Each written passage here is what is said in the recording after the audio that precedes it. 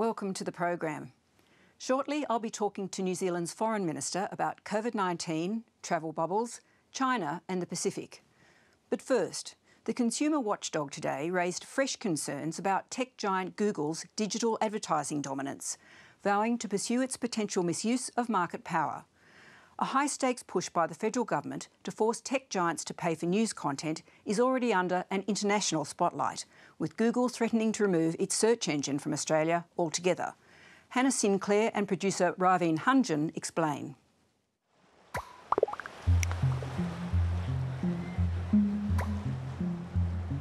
Australians are used to having the day's news at their fingertips, but that could soon change. These companies have got enormous market power. I think it's only fair they pay for it. This is absurd legislation that is dangerous to the essence of the internet and the web. I think this is unprecedented in its idiocy. A power struggle is unfolding between the Australian government and some of the biggest tech companies on the globe. They're arguing over whether Google and Facebook should pay for news content that appears on their platforms. So we have this unique situation where sovereign countries are having to confront companies that in many ways are more powerful than they are. As audiences moved online, traditional media companies, including newspapers and television stations, have lost significant advertising revenue. The News Media Bargaining Code, proposed by the Competition and Consumer Commission, seeks to rectify that.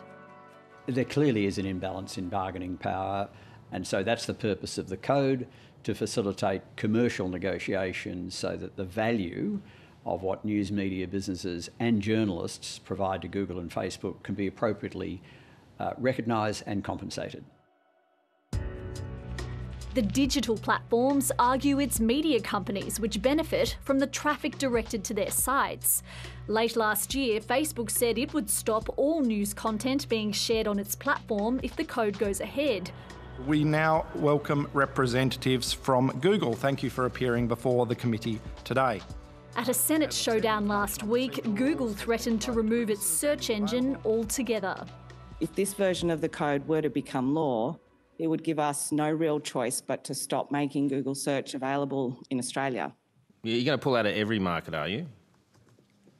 Or is this about stopping the precedents? It is untenable risk for our Australian operations.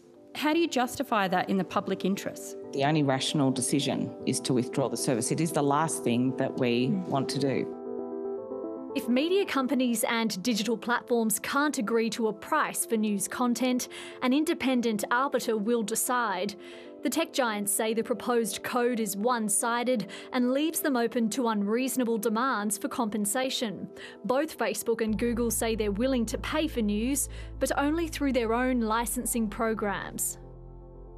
With Facebook and Google, their business model is being threatened by even having to pay one provider or content producer anywhere in the world through some sort of mandatory code, because that opens the floodgate to having to perhaps pay for everything that goes on the internet.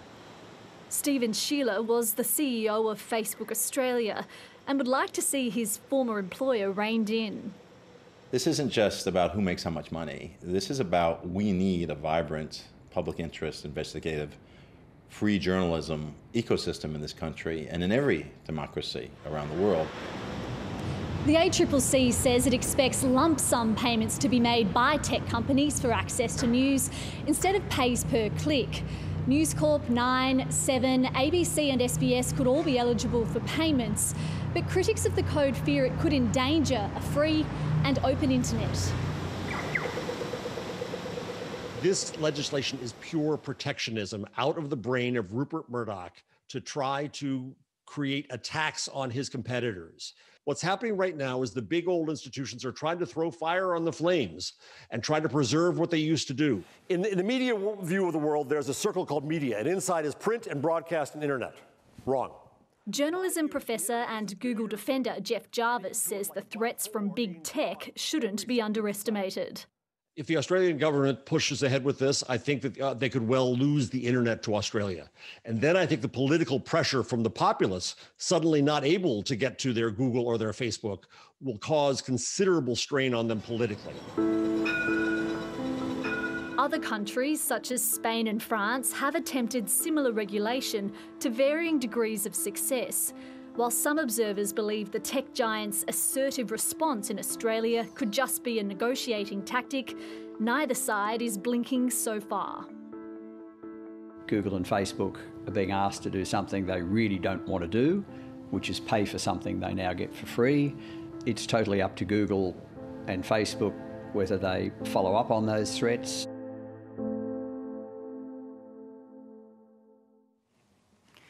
Both Google and Facebook declined to be interviewed for tonight's story and pointed to their previous public statements on the issue.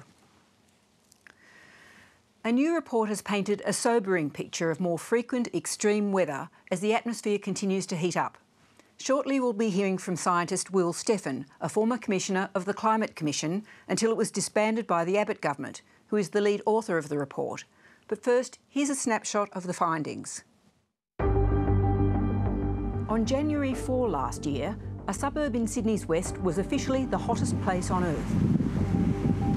Just 4 weeks later, the city was pounded with more rain in 4 days than in the previous 6 months.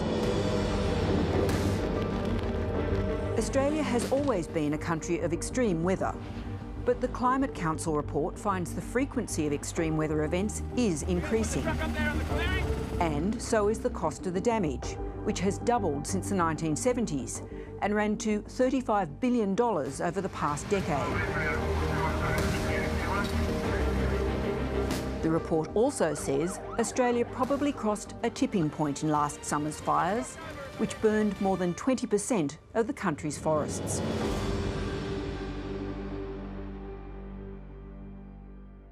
Will Steffen, your analysis makes pretty grim reading in documenting what is already happening, like the heat in Penrith, last summer's bushfires, and something called flash droughts. Your report suggests these are worse events than we were expecting at lower temperatures. Yeah, that's right. The report shows that, in fact, the last 2 years have been remarkable for extreme weather around Australia. Penrith was the hottest place on Earth for one day. We saw the third mass bleaching event of the Great Barrier Reef. Everyone in eastern Australia for certain remembers the bushfires of 2019-2020. And during 2020, we had massive coastal erosion along northern New South Wales and into Queensland. All of these are at the very upper end or beyond the upper end of what we were expecting at a 1.1 degree temperature rise. So this is basically showing us that Australia is more vulnerable to the extreme weather events that are being fueled by climate change, more vulnerable than we thought even 5 or 10 years ago. It does suggest we're going to have to take drastic steps faster, exactly as we were warned 10 years ago. Yeah, that's absolutely right. We were warned 10 years ago that if we wanted to meet what turned out to be the lower Paris target of 1.5, we had to start getting emissions down during this past decade. We didn't do that. That means that it's virtually impossible now to hold temperature rise to 1.5. So that brings the 2 degree target into question. Already, 2 degrees is going to be a pretty difficult climate to live in. But even that means that we cannot afford any more delay. Well, how does that compare with the targets that the government and the opposition are talking about? It's basically a doubling of the reduction task, isn't it? That's correct. The present targets are 26 to 28% emission reduction by 2030 on 2005 levels. That's far, far too weak. When we've just now analysed what the targets ought to be, given the Paris Agreement, at the very minimum, we need to cut our emissions by 50%, not 26 to 28%, by 2030. And that means we need to get them headed down quite strongly by 2025. Now, COVID has given us a bit of a boost here in 2020 as emissions have gone down by some 6% or so. But that was because of the pandemic, not because of climate action. So we need to build on this and keep reducing our emissions as we go through this decade and beyond. What does it mean for the government's so-called gas-led recovery? There is absolutely no room for the expansion of the fossil fuel industry. That's absolutely clear. To meet these Paris targets, to get emissions down by 50% by 2030, we have to rapidly reduce our use of fossil fuels, coal, gas, and oil. And that means you simply can't expand any of these industries if you know that you've got to reduce them by 20% in just one decade. That's a massive task ahead of us. Finally, what would Australia look like with temperatures that were 3 degrees higher than they are now?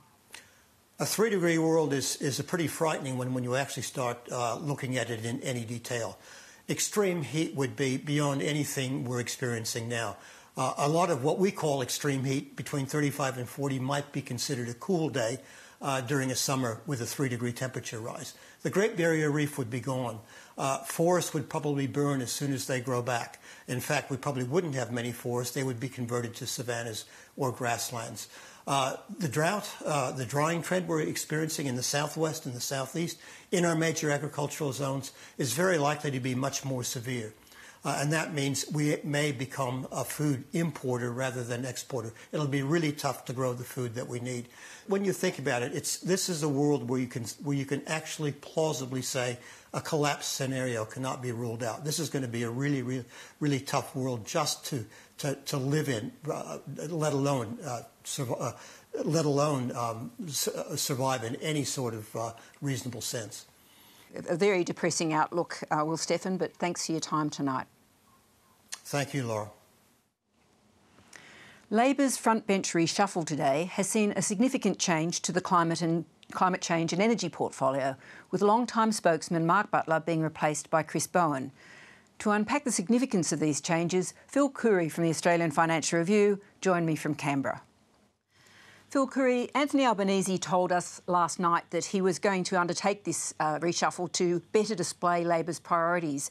How did he argue today that he's achieved that?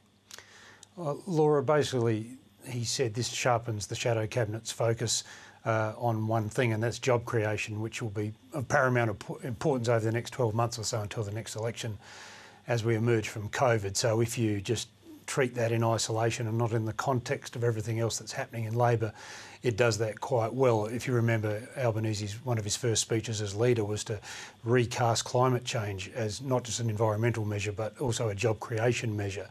Now he's backflipped, if you like, and moved Mark Butler for Chris Bowen, former Shadow Treasurer from the right faction, and he's saying we're not going to change our approach to climate change. It's more about the sales pitch.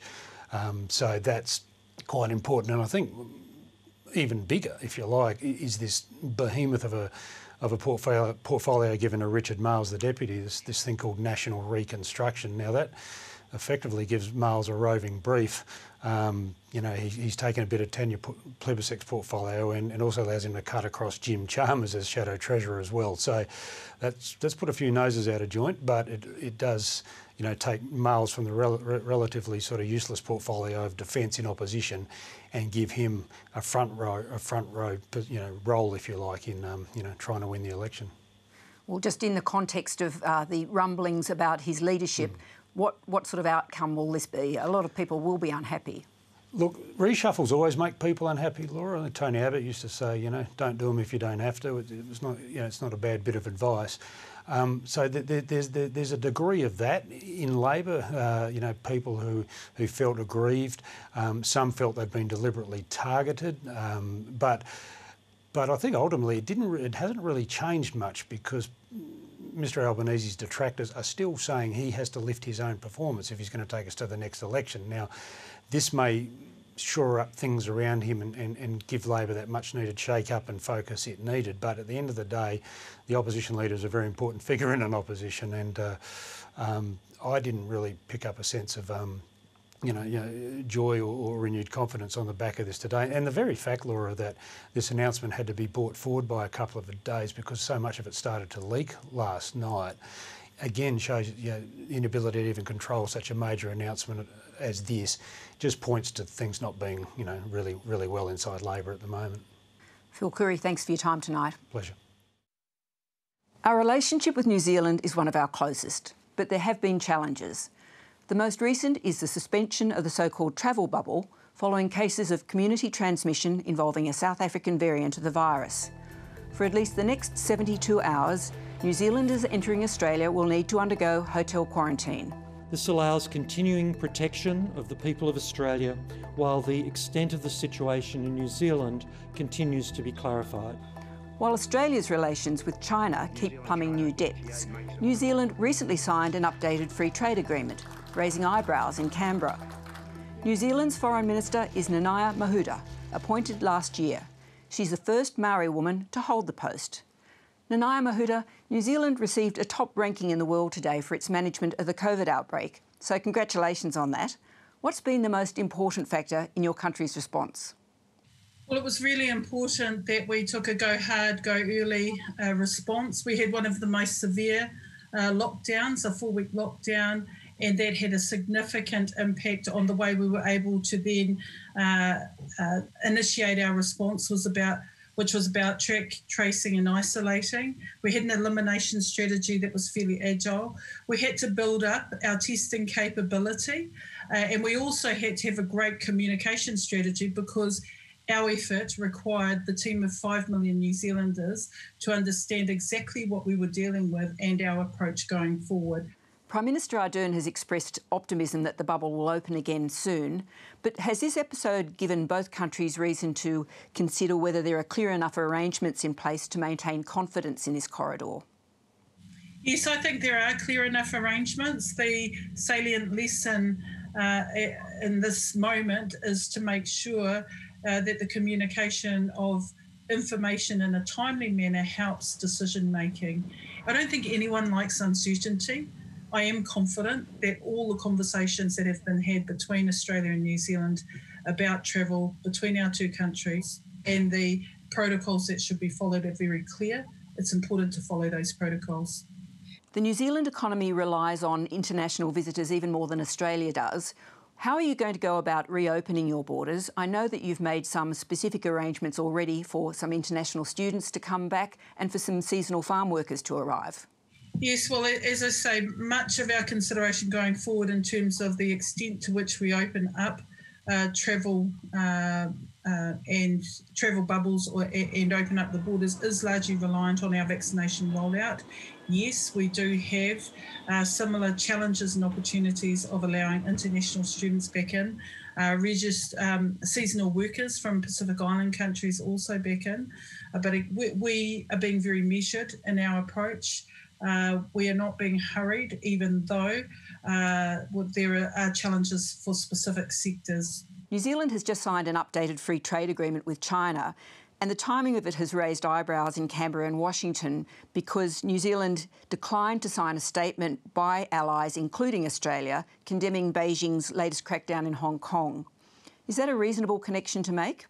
I think it's not necessarily the right connection of events that I would suggest people look towards. In fact, the Prime Minister had announced early in December last year that we were actively pursuing the finalisation of the signing of the upgrade of the free trade agreement.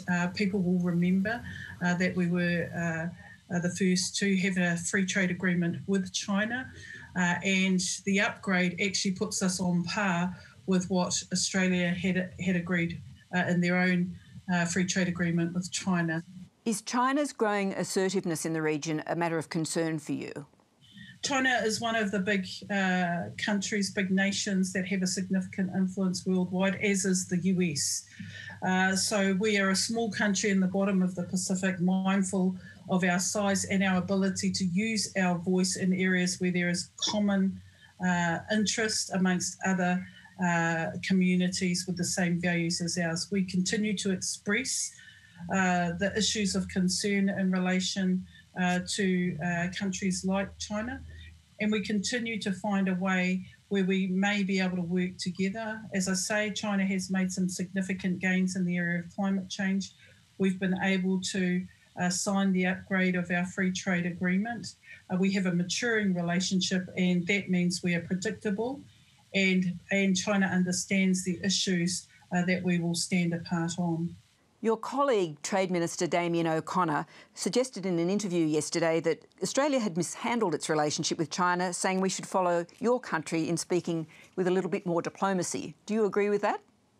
Oh, look, the bilateral relationships of any other country is a matter for those countries, certainly in terms of the China-Australia relationship. That is really not something that we can or should comment on. It is a matter for Australia and China to work through.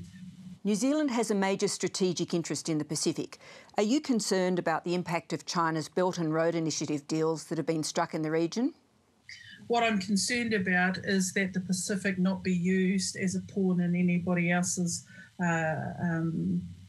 interests. The Pacific has a challenge of its own during this time, and it's important that those who are interested in the resilience of the Pacific, that we continue to work alongside them as partners, and that we continue to acknowledge actually that in this COVID context there are significant challenges right now that must be observed in terms of a vaccination rollout, the health and wellbeing of their population, but long term it's actually the impact of climate change and how that will irreversibly impact on the quality of life across the Pacific going forward. Minister, thanks so much for your time. Thank you. Kia ora. Dr Alan Finkel has just wrapped up a 5-year stint as Australia's Chief Scientist. It's a tough job, providing frank and independent advice to a government often occupied by the political agenda of the day. He's helped shape our national energy policy, advocated for better science education and, as a last hurrah, reviewed COVID contact tracing. Aislinn McGee reports.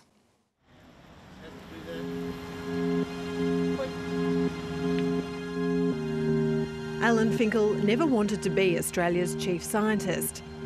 When a headhunter called in 2015, he said no. Coming into it, the thing that I was most worried about was that it would be an advisory role, but all of my working life for 30 years, I'd either been the CEO or the chairman of an organisation. And they kept coming back to him. And I said, no, Alan, of course you should do this. The country needs you. Alan Finkel studied engineering and neuroscience before moving his family to Silicon Valley in the 80s and founding Axon Instruments, a scientific instrument company that made him a multi-millionaire when he sold it in the early 2000s. He went on to become the Chancellor of Melbourne's Monash University before the government poached him.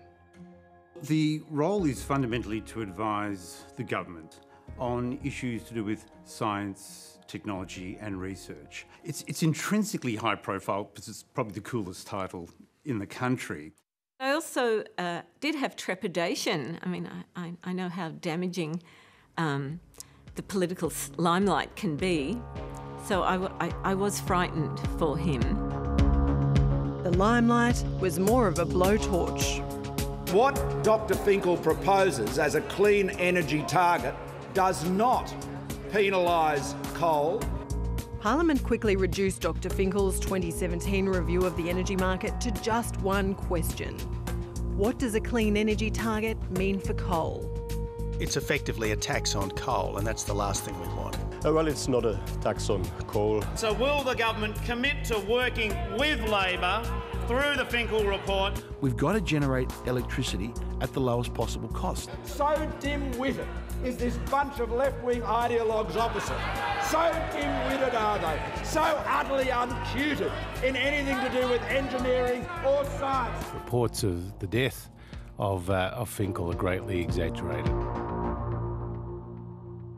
1 out of 50 recommendations didn't get accepted, and people tend to focus on that a lot. I prefer to focus on the 49 that were accepted. But I just wonder, you're human. What's it like? Like, how do you cope with that?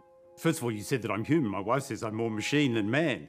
At first, it's awkward when you hear your name used, whether it's in a positive sense or a negative sense, and then eventually I tend to filter it out.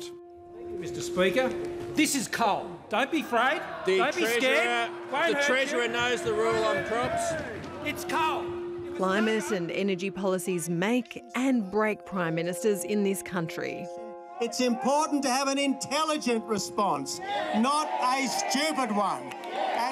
There are issues that underlie all of those events, whether it's vitriol or ideology, and I prefer to try to understand what's behind them because that then helps inform me for future work.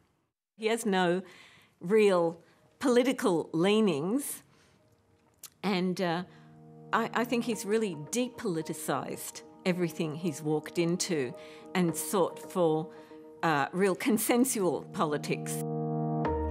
Ultimately, at the end of the day, my job is to present the evidence and help the government join the dots, because the evidence is never simple, it's never clear cut, it's not this is the only way forward, it's complicated. There's a need for a bit more. His improved science education plotted a policy path to a low emissions economy, connected academics to government and advised on technology investment. And then there was 2020. The bushfires, don't forget, seems like a long time ago. So it's been bushfires, ventilators, evidence-based advice, low emissions technology, roadmaps, and national contact tracing. You must be exhausted. No, I run on adrenaline, it's okay. Alan Finkel finished his term leading a review of COVID-19 testing and contact tracing around the country. I think that's been important to be able to give us confidence that the states and territories have it in hand. After 5 long years, he's handing over his office to the new chief scientist, physicist Dr. Kathy Foley. I'm looking forward to him getting a weekend back and truly recreating himself. So I've had 5 years, well, 4 years up until this year, where my life has literally been living in Melbourne, working in Canberra and travelling everywhere.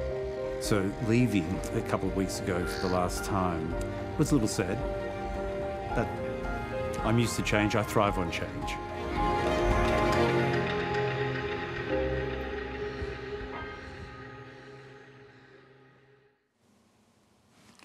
Studies show that music can reduce stress and ease depression. One seniors group in Melbourne is using the humble ukulele to make their community a better place. Producer Kirsten Robb tagged along to a few classes before COVID restrictions were put in place.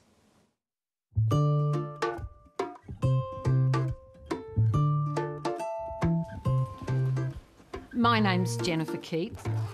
I'd always wanted to play a musical instrument. I'd tried the keyboard, I'd tried a guitar, but I failed at absolutely every one of them.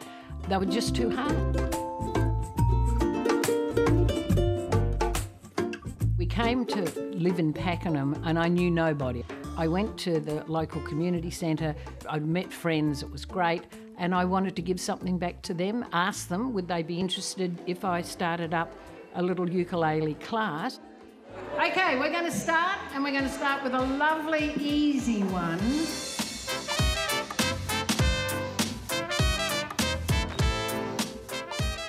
So we get some people who may be in their 50s, and we've got one lady who I think's around 87, 88, somewhere around there. Earlier in the year I was in a very fragile place and I ended up at the front desk here and I just asked, I need to be with people, is there anything on? And I was told about the ukulele group. Coming to Uke group changed my life profoundly. It's a very hard thing to say, but it's kept me here. Very nice. I like it. I have to say Jennifer is so much fun that she brings it out in everybody.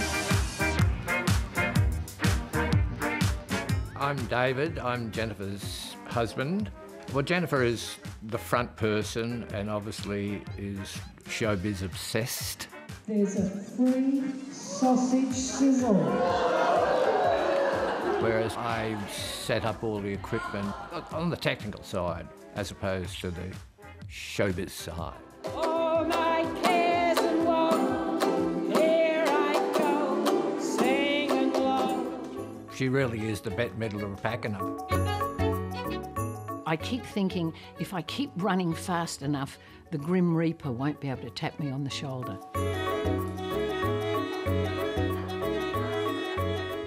So we've got a big concert coming up.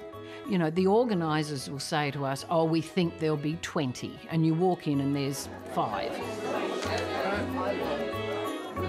Now, all you have to do is enjoy it. Some people come in and they are really, really frightened, lacking in confidence, and over a period of time they just shine, and then you can't shut them up.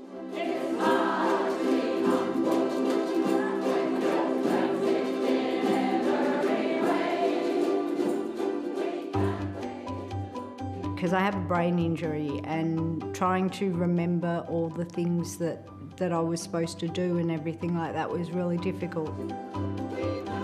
Songs and things like that I find easy to remember, and it's actually helping improve my memory, and it's helping me want to get out and be social too.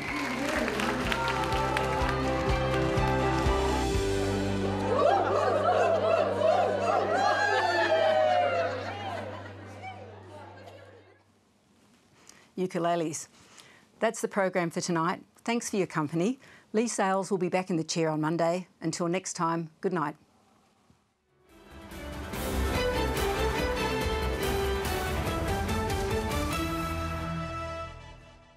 Next on ABC TV.